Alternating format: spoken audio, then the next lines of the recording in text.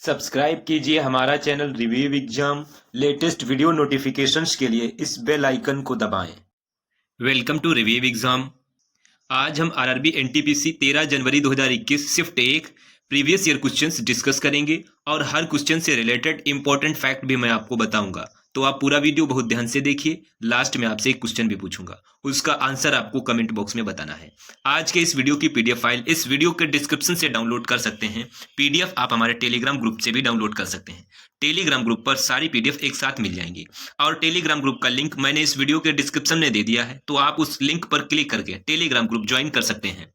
इसके अलावा मैंने अभी तक आरआरबी एनटीपीसी में पूछे गए 20 शिफ्ट के क्वेश्चन डिस्कस कर चुके हैं। अगर उन वीडियोज को नहीं देखा है, जैसे 28 दिसंबर 2020 से और 12 जनवरी 2021 तक 20 शिफ्ट के हमने क्वेश्चन डिस्कस किए हैं। अगर उन वीडियोज को नहीं देखा है तो आप उन वीडियोज को जरूर देखें, जिससे आपको ये पता चलेगा कि एनटीपीसी में किस टाइप के क्वेश्चन पूछे गए थे और आगे भी हो सकता है क्वेश्चन रिपीट भी हो जाए और रिपीट भी हुए हैं। तो आज के इस वीडियो में हम लोग आरआरबी एनटीपीसी 13 जनवरी 2021 शिफ्ट 1 के क्वेश्चन डिस्कस करेंगे। आज का पहला क्वेश्चन है, संयुक्त राष्ट्र दिवस कब मनाया जाता है? 24 अक्टूबर। इस क्वेश्चन का सी ऑप्शन सही है। अब बात इसमें संयुक्त राष्ट्र की है। संयुक्त राष्ट्र से रिलेटेड जितने भी इंपॉर्टेंट क्वेश्चन बन सकते हैं उनको हम यहाँ पर डिस्कस करेंगे। संयुक्त राष्ट्र की स्थापना 24 अक्टूबर 1945 को हुई थी। संयुक्त राष्ट्र का मुख्यालय कहाँ है? न्यूयॉर्क में है। वर्तमान में संयुक्त राष्ट्र में सदस्य देश कितने हैं? 193 और 193वां सदस्य देश कौन सा है? दक्षिणी सूडान है, जो 2011 में शामिल हुआ था। स्थायी सदस्यों की संख्या कितनी है? 5 है। संयुक्त राष्ट्र में स्थायी सदस्यों की संख्या कितनी है? 5 है। चीन, रूस, फ्रांस, यूके और अमेरिका। संयुक्त राष्ट्र के प्रथम महासचिव कौन थे? ट्रिगवेली, जो नॉर्वे के व्यक्ति थे। संयुक्त राष्ट्र की संचालन भाषाएं कौन कौन सी है? अंग्रेजी और फ्रांसीसी। कुल 6 भाषाओं को मान्यता प्राप्त है, अंग्रेजी, फ्रांसीसी, रूसी, अरबी और स्पेनिश। भारत अपनी स्थापना के समय से ही संयुक्त राष्ट्र का सदस्य देश है। 26 जून 1945 को और 50 अन्य देशों ने संयुक्त राष्ट्र चार्टर पर हस्ताक्षर किए थे। भारत संयुक्त राष्ट्र में सबसे बड़ा संचयी सैन्य योगदान करता है, जिसने अब तक संयुक्त राष्ट्र के 71 शांति मिशनों में से 50 के लिए सैनिक उपलब्ध कराए हैं। 1950 में भारत को परिषद में अपने पहले 2 साल के कार्यकाल के लिए चुना गया था। जनवरी 2007 में भारत ने लाइबेरिया में संयुक्त राष्ट्र शांति मिशन में सेवा के लिए पहली बार महिला पुलिस भेजी थी। तो इस क्वेश्चन से आपको इतनी जानकारी मिलती है। फ्रेंड्स, अगर आपने अभी तक हमारे चैनल को सब्सक्राइब नहीं किया है तो आप इसे सब्सक्राइब जरूर कर लीजिए। जब भी आप इसे सब्सक्राइब करेंगे तो बराबर में एक बेल आइकन बन के आएगा, उस बेल आइकन पर जरूर क्लिक कर लें, जिससे कि स्टडी रिलेटेड वीडियो मिलती रहे। अगला क्वेश्चन है, परस्पर फाइलों का संग्रह और प्रोग्राम का एक समूह जो उपयोगकर्ताओं को इन फाइलों तक पहुंचने और संशोधित करने की अनुमति देता है, एक डेटाबेस मैनेजमेंट सिस्टम के रूप में जाना जाता है। इस क्वेश्चन का सी ऑप्शन सही है। एक डेटाबेस मैनेजमेंट सिस्टम यानी डीबीएमएस एक डेटाबेस में आंकड़े को एकत्र करने, संशोधित करने और प्रबंधित करने के लिए डिजाइन किया गया सॉफ्टवेयर है। अगला क्वेश्चन है, एक संबंधपरक डेटाबेस में डेटा तक पहुंचने, संभालने और प्रबंधित करने के लिए उपयोग की जाने वाली एक साधारण क्वेरी लैंग्वेज है एसक्यूएल। इस क्वेश्चन का डी ऑप्शन सही है। एसक्यूएल एक स्ट्रक्चर्ड क्वेरी लैंग्वेज है या एक मानकीकृत प्रोग्रामिंग भाषा है, जिसका उपयोग संबंधपरक डेटाबेस यानी आधारभूत आंकड़ों को प्रबंधित करने, उनमें डेटा पर विभिन्न संचालन करने के लिए किया जाता है। 1970 के दशक के अंत और 1980 दशक की शुरुआत में संबंधपरक डेटाबेस के लिए एसक्यूएल वास्तविक मानक प्रोग्रामिंग भाषा बन गई है।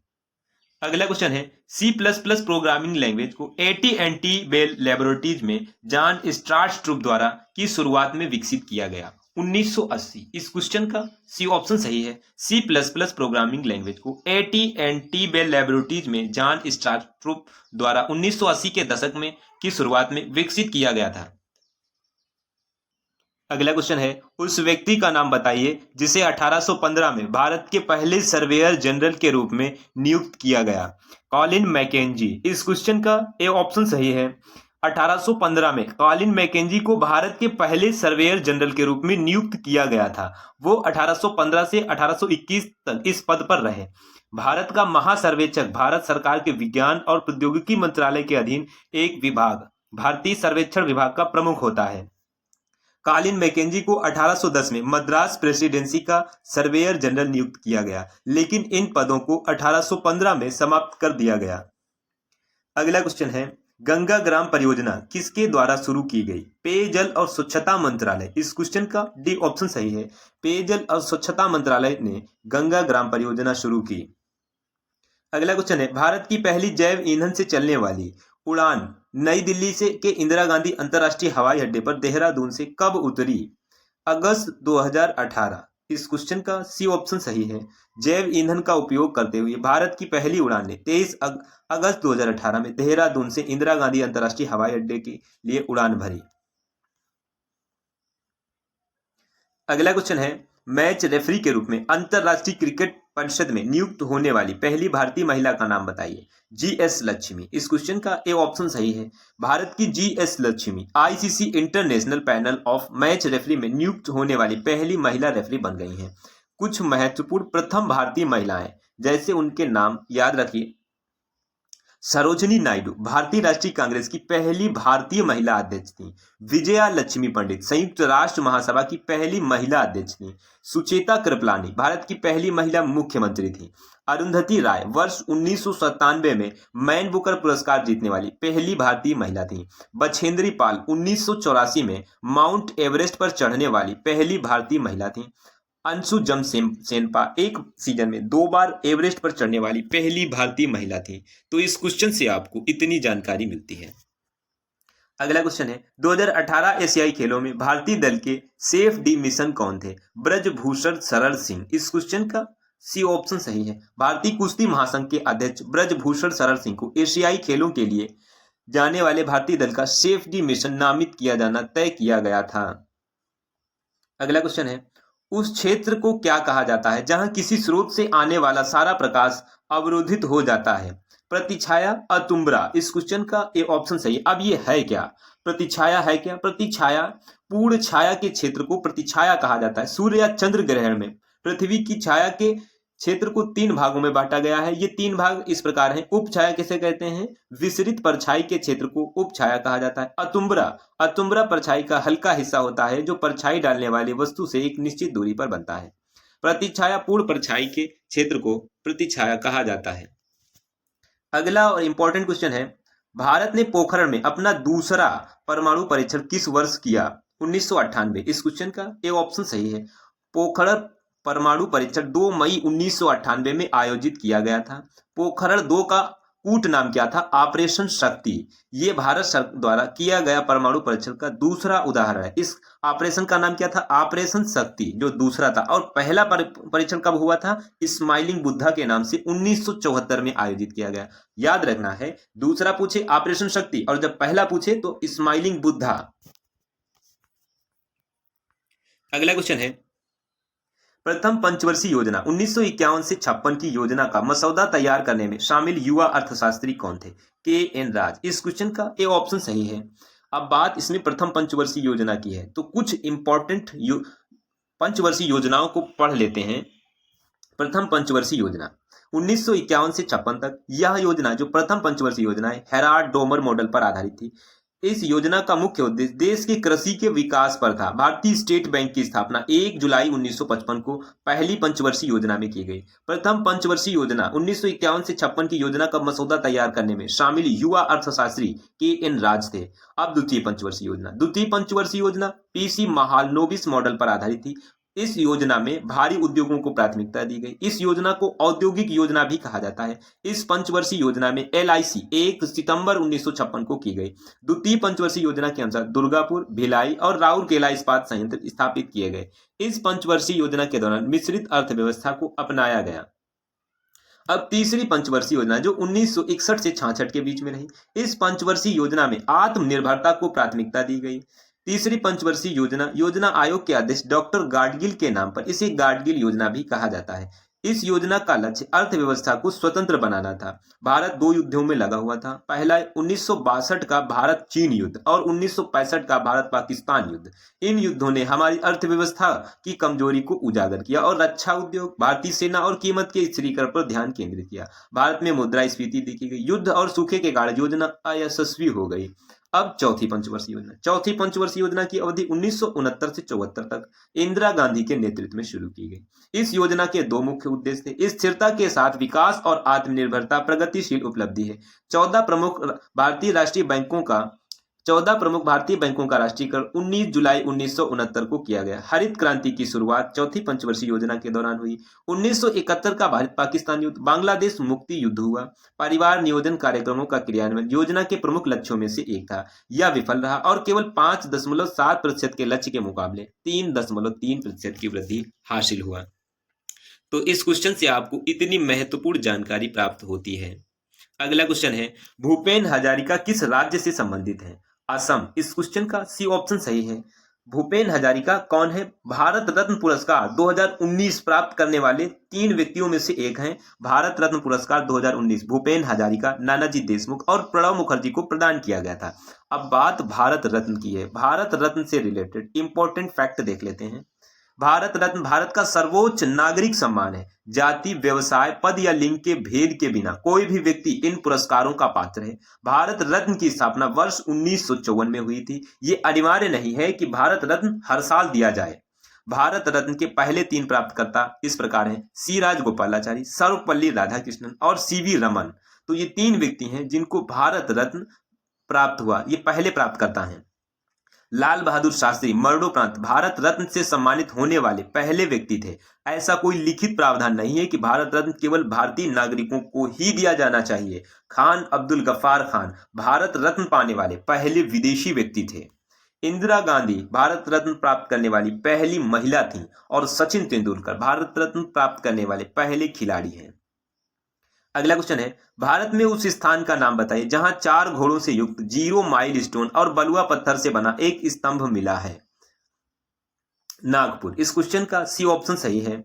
शून्य मील पत्थर भारत का भौगोलिक केंद्र है। यह नागपुर महाराष्ट्र में स्थित है। शून्य मील पत्थर 1907 में नागपुर महाराष्ट्र में great trigonometrical survey of India के दौरान अंग्रेजों द्वारा बनाया गया एक स्मारक है। शून्य मील पत्थर में बलुआ पत्थर से बना एक स्तंभ है। अगला और इंपॉर्टेंट क्वेश्चन है, स्टैचू ऑफ यूनिटी भारत के किस राज्य में है? गुजरात। इस क्वेश्चन का सी ऑप्शन सही है। सरदार वल्लभ भाई पटेल की आदमकद प्रतिमा भारत में स्टैचू ऑफ यूनिटी दुनिया की सबसे ऊंची प्रतिमा है। यह गुजरात में नर्मदा घाटी केवड़िया कॉलोनी में स्थित है। इसे भारतीय मूर्तिकार रामवीर सुतार द्वारा डिजाइन किया गया। ऊंचाई 182 मीटर और अगर फीट में देखी जाए तो 597 फीट है। लार्सन एंड ट्रूबो द्वारा निर्मित है। साधु बेट नामक एक नदी द्वीप द्वारा निर्मित है। इसका उद्घाटन 31 अक्टूबर 2018 को किया गया। अगला क्वेश्चन है, मेगापोलिस एक ग्रीक शब्द है जिसका अर्थ महानगर होता है। किसके द्वारा लोकप्रिय बनाया गया? जीन गोइटमैन। इस क्वेश्चन का ए ऑप्शन सही है। 1960 के दशक की शुरुआत में संयुक्त राज्य के पूर्वी तट पर क्षेत्र को परिभाषित करने के लिए एक फ्रांसीसी भूगोलवेत्ता जीन गोइटमैन द्वारा एक निरंतर और घनी आबादी वाले विकास को मेगापोलिस के रूप में वर्णित किया गया था। एक मेगापोलिस को कभी कभी मेगापोलिस भी कहा जाता है। मेगा रेगियन शहर, समूह या महानगर 2 या 2 से अधिक व्यापक रूप से निकटवर्ती महानगरीय क्षेत्रों का एक समूह होता है जो कुछ हद तक अलग हो सकता है। यह एक सतत शहरी क्षेत्र में विलय हो सकता है। अगला क्वेश्चन है, भारत के निम्नलिखित में से किस शहर को महलों का शहर के नाम से जाना जाता है? कोलकाता। इस क्वेश्चन का डी ऑप्शन सही है। कोलकाता का उपनाम महलों का शहर है। अगला क्वेश्चन है, निम्नलिखित में से किस महाद्वीप में 6 सबसे अधिक आबादी वाले देश स्थित हैं? एशिया। इस क्वेश्चन का ए ऑप्शन सही है। एशिया जनसंख्या के आकार के अनुसार सबसे बड़ा महाद्वीप है। एशिया की जनसंख्या विश्व की कुल जनसंख्या के 59.76% के बराबर है। इसमें 6 सबसे अधिक आबादी वाले देश शामिल हैं। एशिया, अफ्रीका, यूरोप, उत्तरी अमेरिका, दक्षिणी अमेरिका, ऑस्ट्रेलिया, अंटार्कटिका उच्चतम से निम्नतम जनसंख्या आकार में सबसे बड़ी सामग्री का कालक्रम है। अगला क्वेश्चन है, निम्नलिखित में से कौन भारतीय मानक समय को सही ढंग से दर्शाता है? GMT 5.5 घंटे। इस क्वेश्चन का सी ऑप्शन सही है। भारतीय मानक समय GMT से 5.5 घंटे से अधिक है। भारतीय मानक समय की गणना मिर्जापुर से गुजरने वाली 82.5 डिग्री पूर्वी मध्याह्न रेखा से की जाती है। भारत में केवल एक समय क्षेत्र है, ग्रीनविच मध्याह्न टाइम। ग्रीनविच मध्याह्न समय इंग्लैंड में रॉयल ग्रीनविच वेधशाला के देशांतर यानी 0 डिग्री के औसत सौर समय का नाम है। इस देशांतर पर मेरिडियन को प्रधान मध्याह्न रेखा या ग्रीनविच मध्याह्न रेखा कहा जाता है। अगला क्वेश्चन है, फतेहपुर सीकरी में स्थित बुलंद दरवाजा किसके द्वारा बनवाया गया? अकबर। इस क्वेश्चन का बी ऑप्शन सही है। फतेहपुर सीकरी में बुलंद दरवाजे का निर्माण महान मुगल सम्राट अकबर ने 1575 में करवाया था। अकबर ने गुजरात पर अपनी जीत के उपलक्ष्य में बुलंद दरवाजे का निर्माण किया था। यह लाल और बलुआ पत्थर से बना है और सफेद और काले संगमरमर की नक्काशी और जड़ाई करके पूर्ण किया गया है। बुलंद दरवाजे के मध्य भाग पर एक शिलालेख अकबर की धार्मिक सहिष्णुता और व्यापक सोच पर प्रकाश डालता है। अगला क्वेश्चन है, सिंधु घाटी से बंगाल में सोनार तक अपने साम्राज्य को मजबूत और शक्तिशाली बनाने के लिए शाही सड़क का निर्माण किसने किया था और ब्रिटिश काल के दौरान इसका नाम बदलकर जीटी रोड कर दिया गया?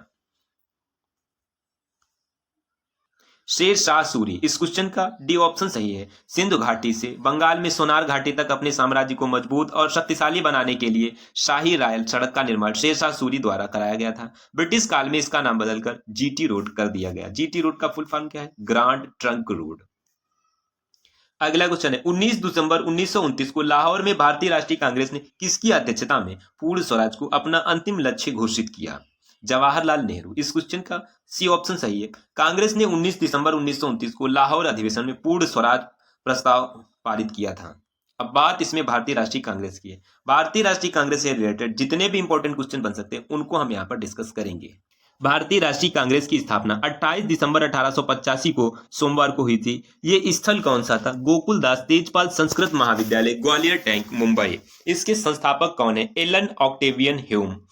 एलन ऑक्टेवियन ह्यूम का उपनाम क्या है? Hermit of Shimla.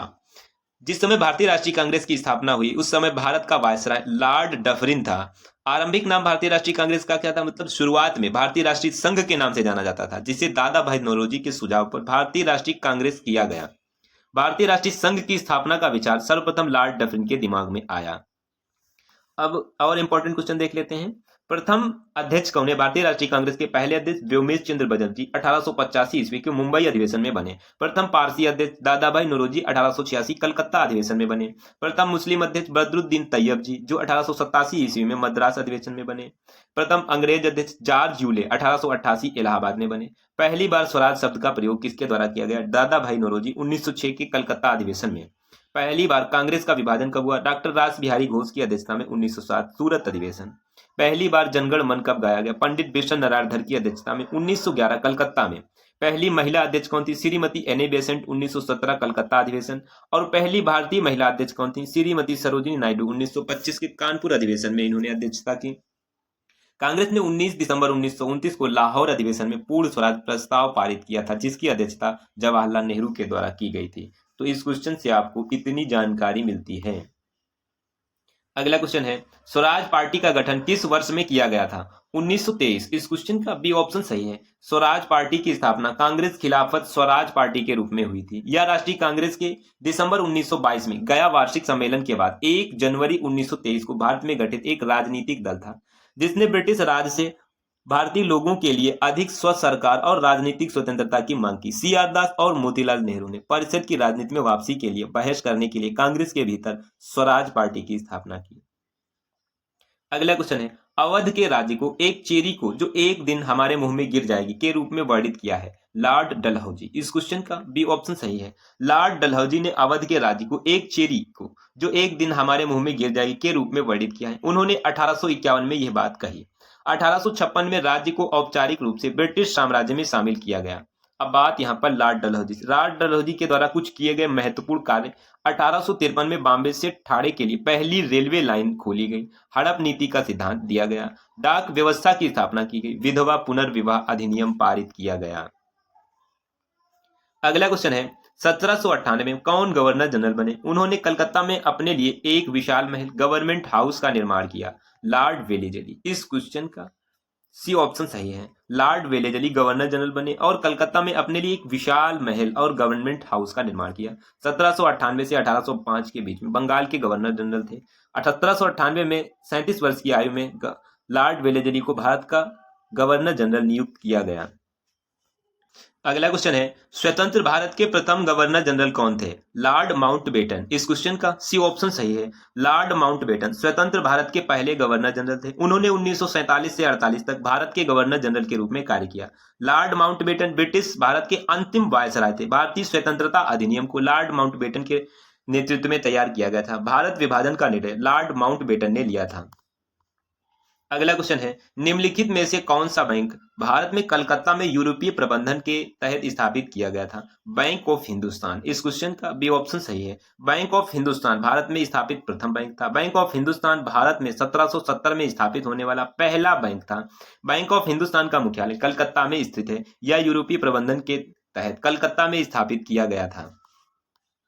अगला क्वेश्चन है, निम्नलिखित में से कौन भारतीय संसद का हिस्सा नहीं है? राज्य विधानसभाएं। इस क्वेश्चन का बी ऑप्शन सही है। राज्य विधानसभाएं भारतीय संसद का हिस्सा नहीं है, जबकि राष्ट्रपति, लोकसभा और राज्यसभा भारतीय संसद का हिस्सा हैं।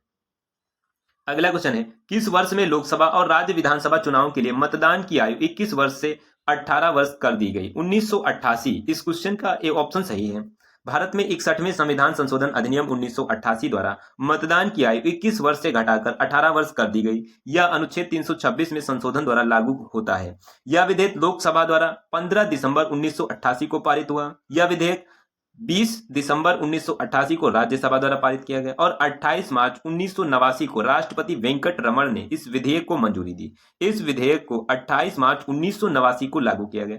मतदान की आयु 21 वर्ष से 18 वर्ष करने वाले प्रधानमंत्री राजीव गांधी थे। भारत में लोकसभा का पहला आम चुनाव 25 अक्टूबर 1951 से 21 फरवरी 1952 के बीच में हुआ। अगला क्वेश्चन है, विक्रम साराभाई अंतरिक्ष केंद्र स्थित है तिरुवनंतपुरम। इस क्वेश्चन का बी ऑप्शन सही है। तिरुवनंतपुरम इसरो का प्रमुख केंद्र है, जो प्रक्षेपण यान प्रौद्योगिकी के रूपांतरण और विकास के लिए जिम्मेदार है। अगला क्वेश्चन है, निम्नलिखित में से विश्व स्वास्थ्य संगठन का मुख्यालय कहाँ स्थित है? Geneva, Switzerland. इस क्वेश्चन का सी ऑप्शन सही है। विश्व स्वास्थ्य संगठन है क्या? विश्व स्वास्थ्य संगठन का मुख्यालय जिनेवा, स्विट्जरलैंड में है। विश्व स्वास्थ्य संगठन संयुक्त राष्ट्र के तहत एक विशेष संस्था है जो अंतर्राष्ट्रीय सार्वजनिक स्वास्थ्य के लिए जिम्मेदार है। इसका गठन 7 अप्रैल 1948 को हुआ था। विश्व स्वास्थ्य संगठन की स्थापना तिथि 7 अप्रैल को विश्व स्वास्थ्य दिवस के रूप में मनाया जाता है। विश्व स्वास्थ्य संगठन का मुख्यालय स्विस वास्तुकार जीन तसुमी द्वारा रूपांतरित किया गया था। इसका उद्घाटन 1966 में हुआ। विश्व स्वास्थ्य सभा की पहली बैठक 24 जुलाई 1948 को हुई थी। 2021 तक विश्व स्वास्थ्य संगठन के 194 सदस्य देश हैं। अगला क्वेश्चन है, 1 अप्रैल को भारतीय रिजर्व बैंक की स्थापना 5 करोड़ रुपए की शेयर पूंजी के साथ की गई 1935। इस क्वेश्चन का ए ऑप्शन सही है। भारतीय रिजर्व बैंक की स्थापना 1 अप्रैल 1935 को की गई। इसकी स्थापना भारतीय रिजर्व बैंक अधिनियम 1934 के प्रावधानों के अनुसार की गई थी। शुरुआत में कोलकाता में स्थापित किया गया था, लेकिन बाद में इसे स्थायी रूप से मुंबई में स्थानांतरित कर दिया गया। अगला क्वेश्चन है, आधार एक 12 अंक की विशिष्ट संख्या है जो द्वारा की जाती है।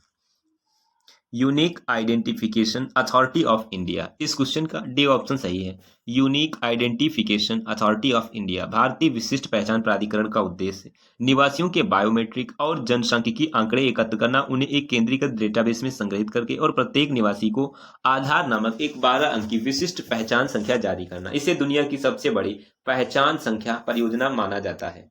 Unique identification authority of India Aadhaar अधिनियम 2016 के प्रावधानों के तहत इलेक्ट्रॉनिक और सूचना प्रौद्योगिकी मंत्रालय के तहत भारत सरकार द्वारा 12 जुलाई 2016 को स्थापित एक वैधानिक प्राधिकरण है। 19 जुलाई 2017 को इसने एंड्रॉयड के लिए एम आधार ऐप लॉन्च किया। एम आधार ऐप के साथ उपयोगकर्ता अपडेट अनुरोध के अनुसार मोबाइल पर फोन का अद्यतन दृश्य प्राप्त करने में सक्षम होंगे। वे मैनुअल प्रविष्टि के बजाय सटीक जनसांख्यिकीय जानकारी प्राप्त करने के लिए क्यूआर कोड और पासवर्ड से सुरक्षित ई-केवाईसी आंकड़े साझा करने में सक्षम होंगे।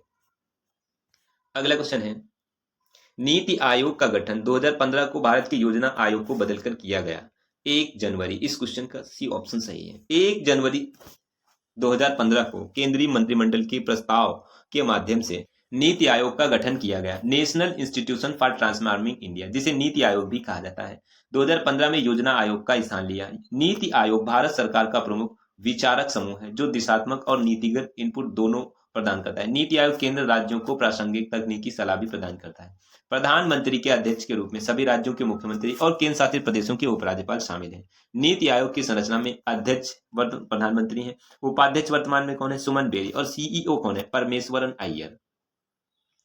अगला क्वेश्चन है, भारत ने पहली बार आईसीसी पुरुष क्रिकेट विश्व कप ओडीआई के फाइनल में प्रवेश किया कितनी बार? 3 बार। इस क्वेश्चन का डी ऑप्शन सही है। भारत 1983, 2003, 2011 और 2023 में 3 बार क्रिकेट विश्व कप के इतिहास में फाइनल में पहुंचा है। 1983 में भारत ने लॉर्ड्स में वेस्ट इंडीज के खिलाफ जीत हासिल की। 2011 में भारत ने वानखेड़े में श्रीलंका के खिलाफ जीत हासिल की। लेकिन 2003 में भारत ऑस्ट्रेलिया से हार गया। अब बात इसमें आईसीसी की है, तो आईसीसी से रिलेटेड इंपॉर्टेंट क्वेश्चन देखते हैं।